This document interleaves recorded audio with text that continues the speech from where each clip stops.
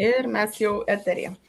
Tai sveiki visi, kas klausysit šitą transliaciją tiesiogiai, kas klausysit įrašą. Šiandien turėsim puikų pokalbį informatyvų su profesorium Albertu Skurvydu. Tikriausiai tikrai visi pažįsta profesorių. Profesorius labai aktyviai kiekvieną dieną savo profilėje dalinasi labai daug iš tikrųjų informacijos apie prevenciją, mitybą, judėjimą, lėtines ligas. Tai profesoriau, dėkuoju Jums, kad radot laiko šiandien. Ir norėčiau tiesiog užduoti keletą klausimų apie lėtines ligas, galbūt apie lėtinių ligų prevenciją, vat iš tos pusės. Kadangi šiandien lėtinės ligos iš tiesų jaunėja ir plinta jau tarp jaunų žmonių, kaip Jūs manot, kame yra problema, ar čia ta genetika, ar labiau gyvenimo būdas provokuoja? Sveiki. Klausimas paprastas, atsakymas nėra toks paprastas, nes pirmiausiai su genetika mes turim labai mažai dar duomenų. Dabartiniu metu tik mokslas vystosi milžiniškais tempais genetikos, bet mes turim pilną įrodymą visam pasaulyje, jau milijonai žmonių ištirta, kad tas pats fizinis aktyvumas, jeigu jis yra blogas, jeigu mes esam fiziškai pasyvus, daug puikių įrodymų ir Pasaulio sveikatos organizacija neseniai paskelbė, jeigu esam nepakankamai fiziškai aktyvus, tai apie 40-45 lėtinės ligos kyla su 30-50% padidinta tikimybė. Čia faktai. Fizinis pasyvumas yra milžiniška rykštė, pagreitina įvairių lėtinių ligų, tame tarpe ir diabeto, ir nutukimo, ir ypač širdies, kraujagyslių sistemos ligų kilmę. Nejudam, mūsų raumenys negamina super vaistų, taip vadinamų miokinų, reikalingi ir galvos smegenim, ir kepenim, ir kaulam, raumenim, ir pasilpstam. Pasakykit, galbūt bus žmonių, kurie dar nelabai supranta tos savokos lėtinis uždegimas. Labai dažnai žmonės maišo su tuo tokiu staigiu to ūminiu uždegimu. Gal galit trumpai pasidalinti, kas tai yra tas lėtinis uždegimas? Lėtinis uždegimas, kuris, kaip minėjau, dažnai atsiranda ir ligų atveju, ir mažo fizinio aktyvumo, ir nutukimo, ir persivalgymo, ir streso atveju. Jis lengviausiai yra nustatomas pagal tokį didelį jautrumą CRB baltymą. HSCRB. Rodo, kad jis toks yra mažas, sunku aptikti, temperatūra yra žmogaus kūno nepakitusi, savijauta nepakitusi. Tam jis yra vadinamas lėtinis. Laužas dega labai sulėtintai, liepsnelė mūsų kūne. Imuninė sistema tą laužą degina ir imuninė sistema per ilgą laiko tarpą tą laužą palaikindama, degindama pasilpsta. Arba mūsų organizmas pasilpsta. Tas lėtinis uždegimas, dėl jo pasilpsta ir mūsų širdis, ir galvos smegenys, ir kepenys, trilijonai mūsų kūno ląstelių. Taip supaprastintai be abejo kalbu, dėl lėtinio uždegimo. Tiesiog lėtai, vaizdžiai tariant, perdega. Tas vadinamasis tylusis žudikas, kai kur jo nejaučiam. O autoimuninės ligos, kaip manot, jos su to lėtiniu uždegimu susijusios, ar jos neišvengiamos, ar mes galime daryti įtaką jom ir kaip jas įtakoti? Nežinau, nesu aš gydytojas, nes man čia per sudėtingas klausimas autoimuninės ligos. Žinau, kad jos yra labai sunkiai gydomos. Ten, kur imuninė sistema, tai ten išvis yra sudėtingi, labai super sudėtingi dalykai, kiek tenka domėtis. Tai pakol kas nežinau dar, tai kaip minėjau, kad nesu pats medikas, nežinau, kokia yra ateitis tų sunkiai pagydomų ligų, bet man tenka susidurti ir pilna įvairių rekomendacijų, ir pats atlieku tyrimus, kur žmonės, kurie išsėtinė sklerozė, net jeigu, pavyzdžiui, serga, ir kaip reikia jiem pagerinti gyvenimo kokybę, kaip reikia prevenciškai kovoti prieš tas ligas. Tai yra tokių įrodymų, bet čia yra sudėtinga imuninės sistemos ataka, reakcija, persistengianti reakcija, kurią reikia pažaboti, suvaldyti. Sudėtingi dalykai. Kaip manot, pagrindiniai veiksniai gyvensenoje, kurie tie išprovokuoja pagrindiniai tas lėtinės ligas? Ar vien tik judėjimo stoka, ar yra daugiau kas pastumėjimus? Vienareikšmiškai fizinis pasyvumas, ilgas užsisėdėjimas, pirmas veiksnys, vakare užsisėdėjimas, ilgas užsisėdėjimas, mažas, toks vadinamas ilgas fizinis aktyvumas arba vaikščiojimas, 60-90 minučių per dieną neatlikimas. Dar kitas veiksnys yra labai mažai mes atliekam judėjimą su prakaitu, tokia intensyvesnė, pavyzdžiui, kas antrą dieną po 5-15 minučių, kaip spėriu, tempu.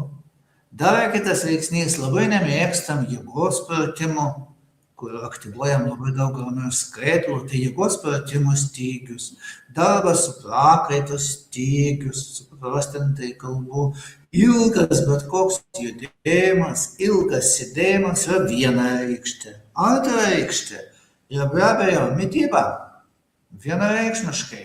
Vakariniai persivalgymai, aplamai persivalgymai, ypač vakariniai persivalgymai, labai dažnos užkandžiavimai, visi tie saldumynai, saldus gėrimai, pyragaičių, tortų, tų greitųjų angliavandenių perteklius. Be abejo, perdirbtos raudonos mėsos, perteklius, smulkiai sumaltų įvairių maisto produktų yra, vaisių ir daržovių mažas vartojimas, pilno grūdo mažas vartojimas. Čia klasika, dar pridėčiau ir vartojimas tokių kaitintų riebalų, kaip seniau buvo populiarus margarinas, kaitintų transriebalų vartojimas, alkoholio vartojimas. Tai dabar čia buvo mityba. Trečias veiksnys vienareikšmiškai yra rūkymas, alkoholis, rūkymas, įvairios, dar kitos kenksmingos medžiagos. Ketvirtas veiksnys aplinka, be galo užteršta aplinka, užteršta įvairios smulkios, kietos dalelytės, yra tas klimatas, kai šyla aplinkoje per kaminus, kad ir mašinos ir kitų, tai užterštumas. Dar kitas veiksnys tiesiog vardinu, kas yra be galo ištirta. Trūksta pilnaverčio miego. Jeigu mes neinam 11 val. Vakare miegoti, o mūsų organizmas jau milijoną metų pripratęs eiti 11 val. Miegoti, nes 11 val. Yra toks cirkadinio ritmo pasikeitimas ir 11 val. Galim sakyti, ateina į mūsų milijardus kūno ląstelių valytoje. Kabutėse, jie yra autofagija, už jos valymo mechanizmus net Nobelio premija gauta. Jeigu mes 11 val. Dar nesam lovoje, tai tada valytoje atėjo ir išėjo.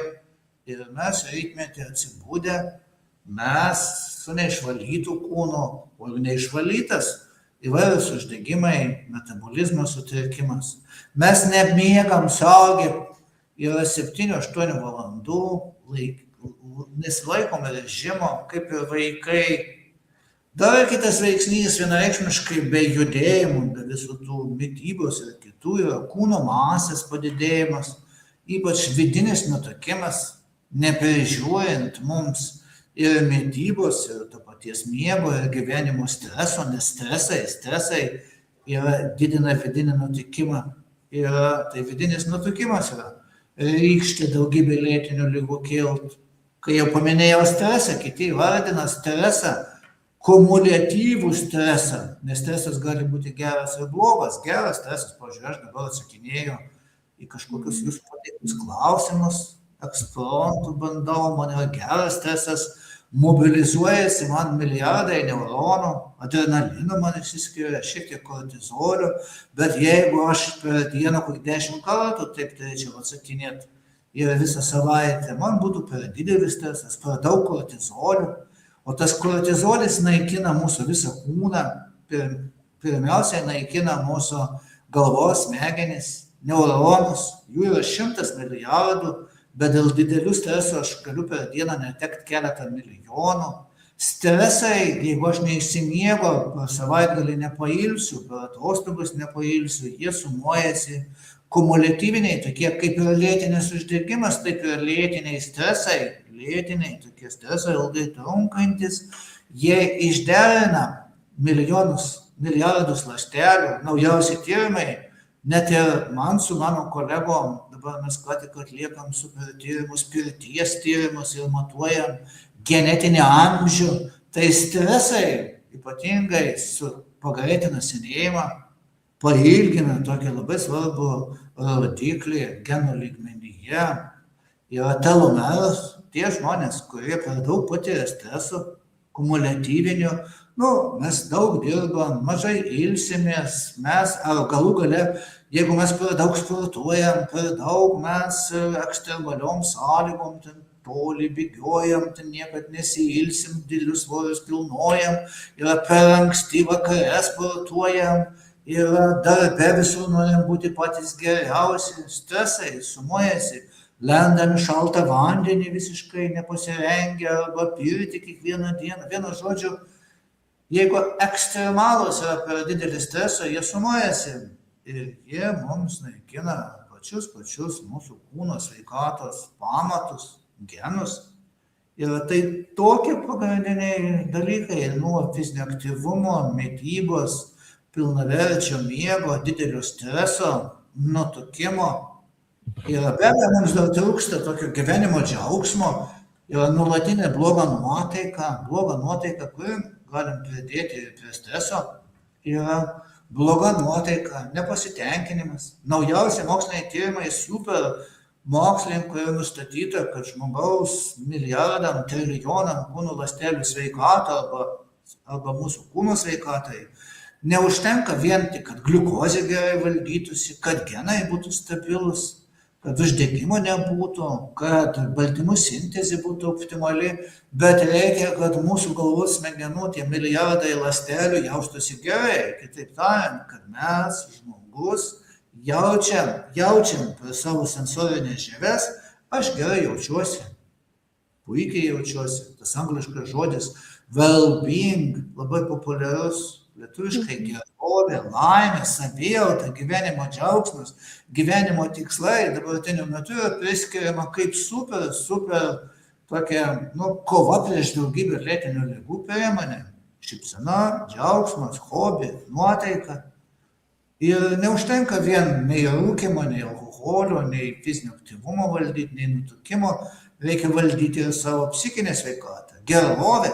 Nebereikalų visi tiek knygų parašyta, kiek tyrimų, kurie ypač tyrinėja ilgaamžius žmonės tuose 5 pasaulio regionuose, ten 10-15 jų gyvenimo taisyklių, dėsnių atranda, tai iš tų 10-15 visados 3-5 yra susijęti su ar tu turi gerų draugų, ar tu turi teisingų draugų, ar tu dalyvauji bendruomenės užsiėmimuose, ar tu palaikai ryšius nuolatinius su šeima ir taip toliau. Tai tie vadinami socialiniai, psichologiniai veiksniai, kurie dabartiniu metu šiuolaikiniai medicinoje į visas rekomendacijas įeina. Kartoju, ne vien rūkyti, ne vien fiziškai pasyvus, bet turime mes optimistiškai, tai nuotaika gera, turi būti tikslu, turėti pozityvus, ieškau tų žodžių tokių paprastesnių. Ir tai yra visas kompleksas veiksnių, kur mes, jeigu jais rūpinamės, tai yra mažėja tikimybė susirgti tom ligom, bet žinoma, 50% jų ar daugiau ar mažiau priklausomai nuo ligos turi genetika.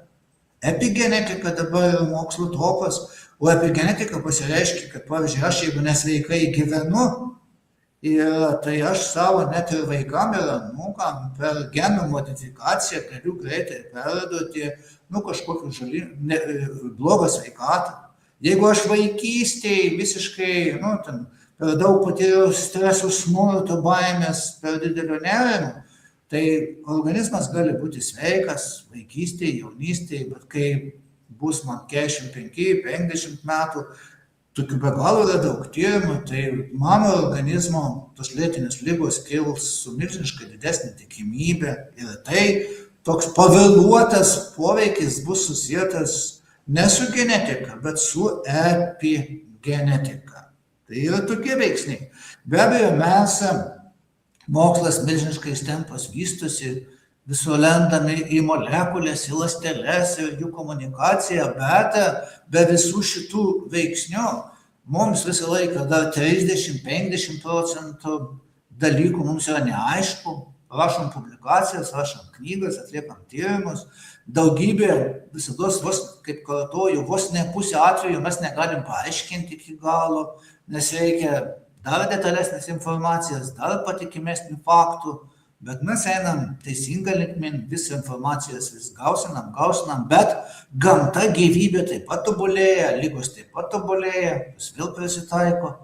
Vienu žodžiu, mes protingėjam, bet ir lygos protingėja ir ką veikti visiems. Iš tikrųjų.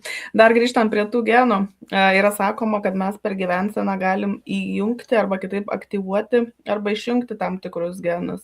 Tai kaip yra iš tos mokslo pusės, ar galime per gyvenseną aktyvuoti tos geruosius ir išjungti bloguosius tos genus?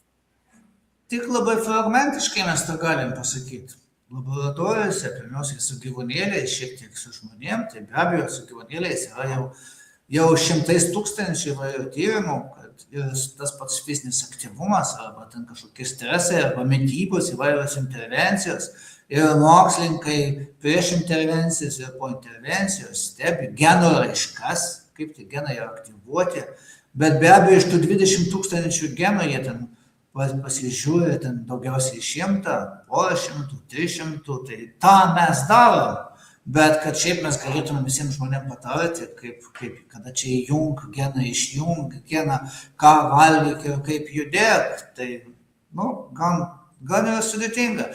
Iš tikrųjų galėtume pateikti labai populiariai, bet tas būtų labai neteisinga, tai geriau mažiau šnekėkim, bet labiau tiesos pasakykim, nes jeigu pripasakosim visokių nieko, nors ir populiarių, nuo to mes sveikiau negyvensim. Iš tiesų labai unikalūs ir mes apskritai visi skirtingi esam. O sakykit dabar iš tos judėjimo pusės, kaip jūsų nuomonė, vėlgi čia vieni kalba, kad geriau ryte sportuoti, kiti geriau vakare, kada visgi sveikatai palankiau yra tas sportinis aktyvumas, ten treniruotės tos aktyvesnės? Šiuolaikiniai moksliniai tyrimai, kurių yra nemažai, bet ne per daug, vis tiksla. Šiuolaikinė tokia nuomonė yra tokia. Per daug anksti sportuoti rytmečiais, 5, 6 atsibudus dar yra nelabai dar gerai, kaip ir prieš miegą 1-2 valandas miegoti, pavyzdžiui, 8-9 valandas sportuoti, 8-9 valandas sportuoti, vėliau yra blogai, o kiti visi laikotarpiai per visą dieną, nuo 8, nuo 9 iki vakaro, 5-6 valandos, tai aš neku apie tyrimus, kurie tokie yra tiesiog idealiausi, bet jeigu mes 9-10 valandą pasportuosim, tai tiesiog bus sveikatai daug geriau, negu visiškai to nedarysim. Tai žodžiu, 10 000 žingsnių per dieną suvaikščiot neužteks, reikia per savaitę dar ir rimčiau pasportuoti. 10 000 per dieną yra toks standartas, kad ilgai mūsų organizmas dirbtų, kad tie uždegimai nesivystų, kad gliukozė susireguliuotų, kad riebalai viduje nesikauptų, bet dar reikia kas antrą dieną atlikti judėjimą didesnio intensyvumo, judėjimas kaip su prakaitu, kaip pabėgiot, kaip sode, darže intensyviau padirbti, kaip su dviračiu, kokias 10-15 minučių, kaip spėriu tempu, bet kas antrą, kas trečią dieną, o savaitę porą kartų, nuo 5-7 metų iki gyvenimo pabaigos reikia atlikti pratimus su svoriais, su pasipriešinimu, pakankamai sunkius. Ilgai nereikia užtrukti, atlikti kojom, pilvo presai, nugarai, savaitę porą kartų, po 10-15 kartų kiekvieną tą dieną ir tada mes aktyvuosim daug ramiau skaidulų. Tai bus trečias principas. Pirmas ilgas judėjimas, antras su prakaitu, o trečias jėgos pratimai. Taip yra suprantama šiuolaikiniai patarimai, kaip reikia judėti sveikai. O ne vienas iš jų nėra pats geriausias, vien jėgos pratimų nepakanka, reikia jėgos pratimų, judėjimas su prakaitu, Vien žingsnių kiekio nepakanka, reikia ir to. Tiesa, nėra čia tiek daug, jeigu mes įprantam, jeigu tai tampa kasdieninės veiklos įpročių, kažką suderinam, kažkokį judėjimo gabaliuką su nuėjimo, paėjimo iš darbo, dar kitą gabaliuką su buitim kažką, dar trečią gabaliuką, kur mes skiriam savo, kažkokį tai į dieną pusvalandį ar namuose arba dar ko nors atlikti specialius pratimus. Tas pats dienos režime mums šalia visų mitybos, mokymosi, poilsio ir kitų reikia įtraukti dantų valymo, prausimosi, rūbų skalbimo, reikia įtraukti gabaliuko ir protingo gabaliuko ir pagelbėti savo kūnui, kad mažiau ligų kabintųsi, kad geriau jaustumėms. Tiesa, ir pastangų šiek tiek reikia įdėti, nes ant šitos žemės nereikia daryti klaidos, kad mes labai laimingai gyvensim, kad mūsų psichologinė savijauta vis laik bus be pastangų. Ne. Yra atveju, kai mums reikia daugiau darbo, atkaklumo įdėti, kad reikia pavargti. Milijardai kūno ląstelių nesitreniruos, jeigu jos nepavargs. Jos turi pavargti tam, kad sutvirtėtų. Mes turim tam padirbėti, paskui tam, kad sutvirtėtumėm. Kažkodėl, aš apie tai taip šiek tiek skeptiškai išneku, nes kažkodėl dabar šiuolaikinė medicina, šiuolaikinis sporto mokslas vis nusivylė visuomenėm, nes pasaulio elitiniai mokslininkai tiesiog daro pranešimus, ką daryti su žmonėm. Žmonėje tik 3-5% protingų žmonių juda normaliai tik kiek reikėtų, visi kiti tiesiog atsikalbinėja, nenori, negeba, vis renkasi tabletės, vis laukia visokių tablečių arba ranką numoja, kad jiems to nereikia. Tiesiog žmonės prie to dar nepripranta, tiesiog tokių, nesakau, kad jie čia labai būtų sunku, visur yra sunku, bet tiesiog kažkodėl kažkoks, jie dar nepripranta prie to, kad reikia per dieną skirti laiko ir pajudėti. Nėra kada, gal dažniausiai dėl telefonų įvairių medijų, tikriausiai šiais laikais irgi. Daug laiko skirti. Jeigu per 24 valandas arba ten per savaitę daug tų valandų nesugebi paskirti 10-20 minučių, tai čia tiesiog jau užsimerkus gali pasakyti, kažkas yra su tavo laiko planavimu, su tavo paties psichika, su savęs valdymu. Tiesiog reikia išmokti šiek tiek save valdyti, kontroliuoti, prisižiūrėti, susiplanuoti ir tiesiog prioritetų susidėlioti. Bet kažkodėl žmonės sunkiai vis renkasi. Ir liūdna tą pasakyti. Liūdna, tikrai iš tikrųjų ta tokia greitas tos tabletės, toks pagavimas.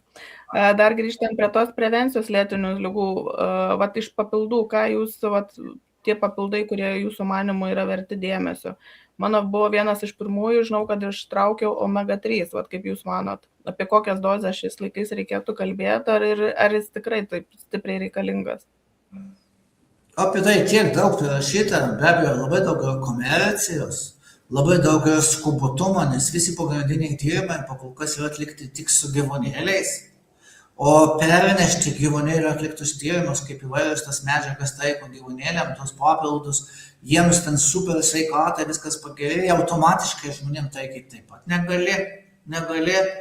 Čia yra be galo dabartiniu metu įvairių metaanalizių, globalių analizių rodančių, kad mes daug esam pridarę klaidingų patarimų, grinai automatiškai iš tų tyrimų su gyvūnėliais galvodami pritaikyti vien su žmonėm, bet jeigu mes stebėtumėm, yra be galo daug puikių tyrimų, tai ant liežuvio galo pirmutiniai tie tokie papildai, kurie patys populiariausi yra tikrai išbandyti, tai omega-3, tai čia vienareikšmiškai apie širdies, kraujagyslių sistemos ligas, metabolizmą. Kitas labai greitai būtų vitaminų D papildai. Tai yra tikrai mes, ypač mūsų regione, mums mažai yra saulės, tai žiemos laikotarpiu, kaip tokį laikotarpį ankstyvą netoli pavasario, tai vitamino D mums trūksta labai, o tai labai yra svarbu mūsų kūno sveikatai.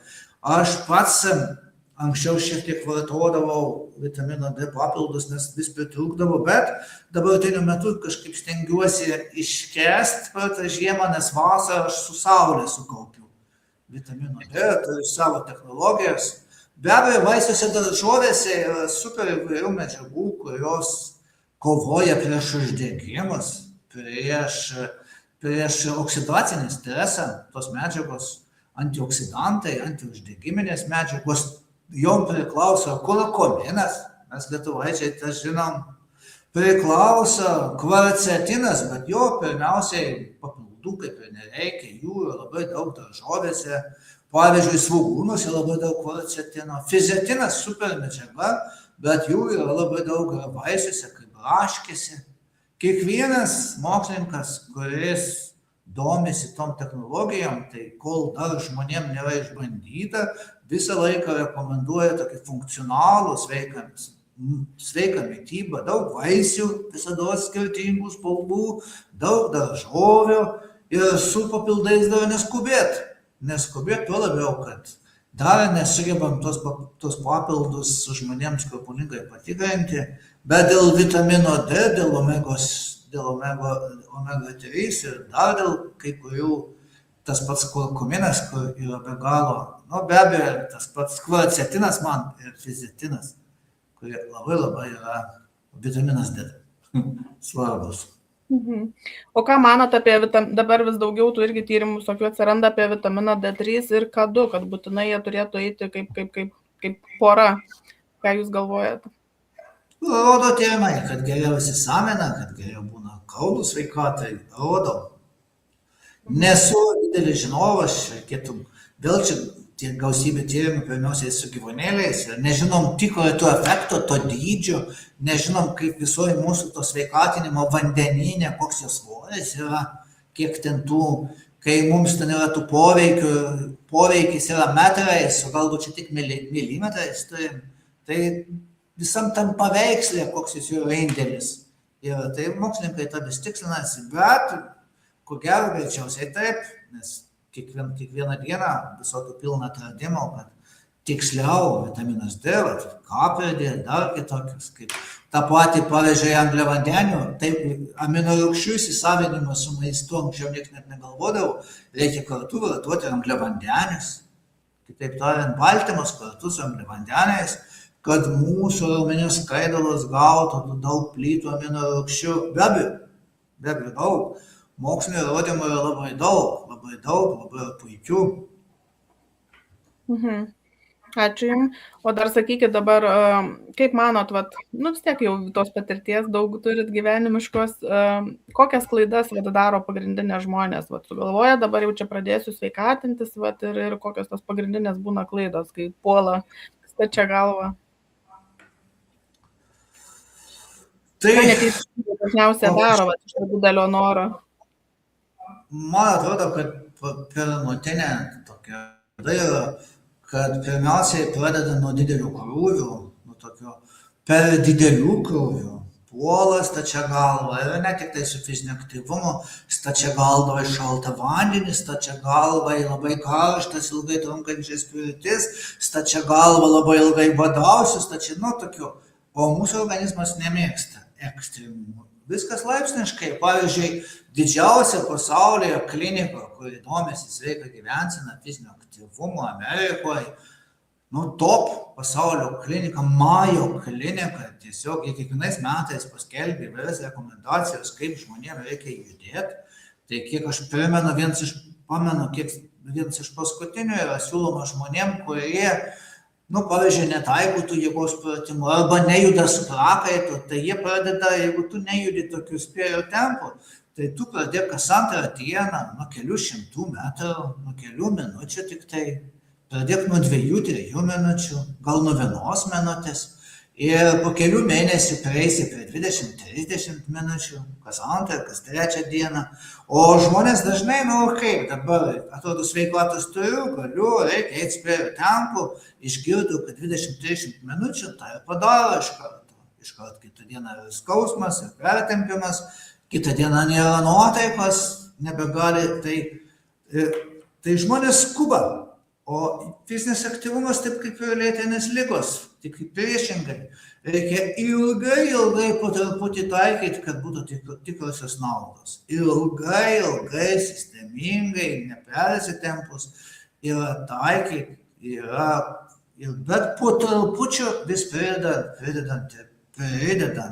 Svarbu, kad būtų sistema, o ne taip, kad vasarą pasportuosiu, žiemą svoris užaugs ir pavasarį numesiu ir pavasarį pasiruošiu vasarą ir panašiai. Mūsų organizmas tokių nemėgsta, tokių bangavimų, tokių imuninės sistemos išderinimų. Taip ir mes turim paskui milžinišką problemą, žmonės numeta svorį, 95% atauga svoris, nes jie nori mest per greitai, badaujant, o metant badaujant vien be fizinio aktyvumo, tas svoris greitai atauga. Kuo greičiau numesi, tuo greičiau ataugs. Kiekvienas ekspertas, kam nors pasiseka numest daug, jis moko visus kitus, kaip reikia numest.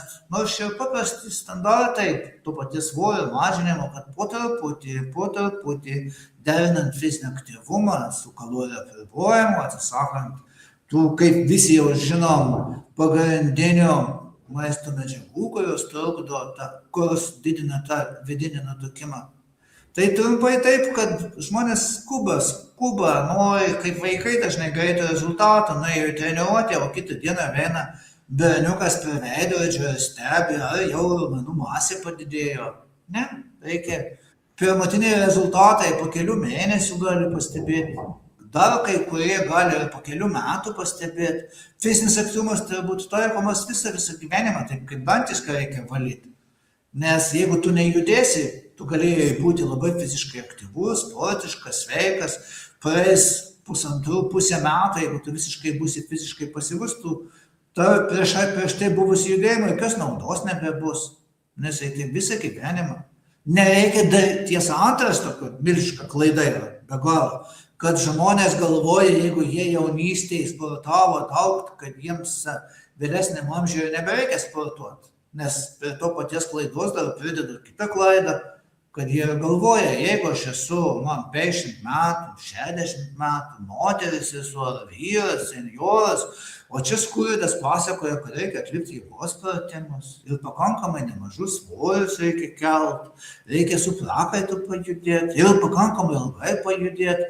Aš priešinusi, aš sakau, natūraliai priešinusi, man visą gyvenimą nei kas nors pasakoja, kad tai reikia daryti, man visi pasakoja, kad aš jaunas buvau, lankiau kūno kultūros pamokas, bėgiojau, šokinėjau, rekordus gerinau, o dabar jau pasenau. Man visi sako, kad aš jau turiu ilsėtis, užtarnautas poilsis, nepersitempt. O dabar visos rekomendacijos pasaulio sveikatos organizacijos išlenda ir sako, būkit fiziškai aktyvus visą gyvenimą. Ir žmonės, senjorai, įsivaizduokit, dėl to 2-3% senjorų, moterų ir taiko tos pačius jėgos pratimus, vyrai ne ką daugiau, nes tiesiog nepatogu, sunku, ką man čia taikyti, aš jau per sena ir taip toliau. Tai va šitos, ko gero, 3 pagrindinės klaidos yra tokios psichologinės, greičiausiai klaidos, kurios mums neleidžia įgūdžių išsiugdyti, kad sistemingai judėtų. Įgūdžių išsiugdyti. Čia greičiausiai ir mums, kaip sakau, akmenukas į daržą, kad tiesiog jau nuo jaunystės ir savo vaikus mokyti tų įgūdžių, kad jie užsiliktų ilgam iki pat to garbaus amžiaus, taip? Taip, ir mum ugdyti, ir mokytojam ugdyti, bet tėvų pagalbos, globos, patarimą, tai paskui gan yra sunku ir pamilti tą judėjimą, sveiką gyvenseną nuo šeimos, mokyklos, iki universitetų, iki visuomenės visą. Ir visuomenė turi labiau mylėti, skleisti, propaguoti. Tiesa, ką mes ir darom dabar.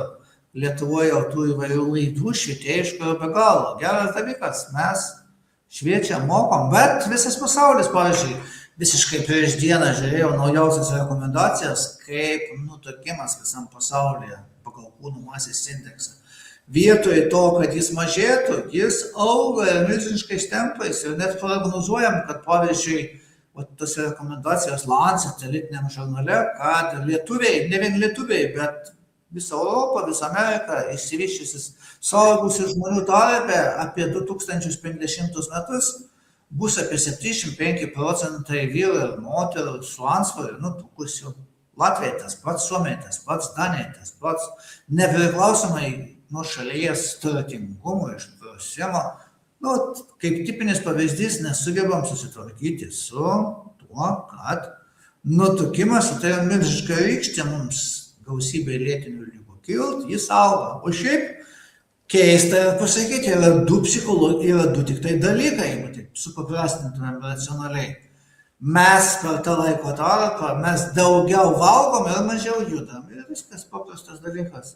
Mes nenorim atsisakyti to pertekliniaus maisto, mes valgom per daug tų saldumynų, per daug įvairių pyragaičių, mes produktai viens už kitą gražesni, skanesni, tortas vis daugiau sluoksnių, visokių vyšnaičių pridėtų, visokių gražių gėrimų, ir mūsų technologijos vystosi, mūsų receptoriai saldumynų vis tik džiaugiasi, vis neatrasti skoniai, o tie svoriai auga, o judėjimas, judėjimą reikia pastangų. Tai paprastas, du dalykai. Bet dėl tų dviejų dalykų pasaulis išleidžia trilijonus, milžiniškus pinigus, paskui ką reikia gydyti. Bet, kaip čia pamąstyti, žmonės sako, kad, kam aš laimingas esu, laimingas. Gal ir taip, svoris vienas kitas pridėtas kilogramas, svarbu jauskis sveikai, svarbu būk laimingas. Žymiai yra svarbiau žmogui laimingiau, bet jeigu svoris jau milžiniškas yra perteklius, jau tada tikrai, tada žmogui, ta laimė gali apkarst, nes tos ligos pradės kipt, bet svorio mažinimas neturi būti kita pusė. Mes negalim, vis pas mus jau žiniasklaidai, tas ypač gražios mergaitės, lieknos, yra ten, kur riebaliuko nėra, tai čia super ir dar vienas nusišnekėjimas. Mums reikia optimalus, kad būtų. Geriau tegu būna kilogramas riebalų sveikų pridėtų, negu kai jų bus visiškai atimta, nes tie patys sveiki riebalai turi daug naudos mūsų kūnui. Visur saikas. Ačiū Jums, profesorė, iš tikrųjų labai gerų rekomendacijų. Aš tikiuosi, kad kas žiūrės, kad tikrai pasinaudos tais patarimais. Tai ačiū Jums už Jūsų laiką. Ir tarp kitko, profesorius dalyvauja įvairiuose ir gyvuose renginiuose ir knygų pristatymuose savo. Ir kaip tik noriu pakviesti dar šiandien Jūs į gyvą renginį kovo 21 sveiko amžėjimo. Profesorius ves labai įdomią paskaitą. Gal galite išduoti, apie ką trumpai bus? Kada bus ta paskaita? Priminkit man. Kovo 21 dieną Vilniuje. Jo, supratau, aš įsigandau, galvojau, kad vasario mėnesį, nes jau praleidau. Tai mano paskaita bus apie kompleksinius, tos sisteminius veiksnius, nuo fizinio aktyvumo, mitybos, streso, gyvenimo džiaugsmo iki įvairių papildų. Nuo geno iki psichologijos, kurie gero mokslo ištirti, kas tikrai yra išbandyta, ištirta su gausybė žmonių, ilgina žmonių gyvenimo kokybę, tai yra gyvenimo trukmę, gerina savijautą, ir įrodyta, žmonės mažiau serga, mažiau lėtinių ligų kimba. Tai apie ilgaamžiškumo pagrindinius kietuosius ir minkštuosius veiksnius nuo genų iki psichologijos. Puiku, tai ačiū labai. Tai kas norėsit į konferenciją, gyvai susitikti su profesorium, sužinoti, kaip sveikai amžėti, būtinai ateikite. Ir žinoma, sekite profesoriaus profilį, tikrai kiekvieną dieną aš tai stebiuosi, jūs jau anksti ryte, jau iškart randu jūsų postą, iš karto su dienos kažkokia mintim rekomendacija. Ačiū Jums ir iki pasimatymo renginyje. Gerų darbų Jums. Čia. Iki.